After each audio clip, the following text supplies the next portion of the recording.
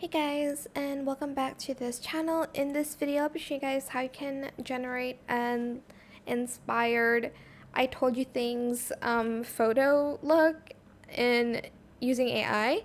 So it's like the train look that's been going on TikTok. It's mostly a video, but you can generate a photo from this. Select your image and add this prompt. Again, I will put it in the description box down below, and you're just going to press enter. And it's going to generate, so just hold on a second, just be patient. Okay. Oh, it's 6. I thought it was already 8, which is good because yeah, anyways, this is what the picture should look like. Super aesthetic, super train aesthetic, I guess. But that is it for this video. I hope it was helpful for you guys. Don't forget to like, comment, share, and also subscribe to this channel if you haven't done that already. And if you found this video helpful, please click the thanks button as well.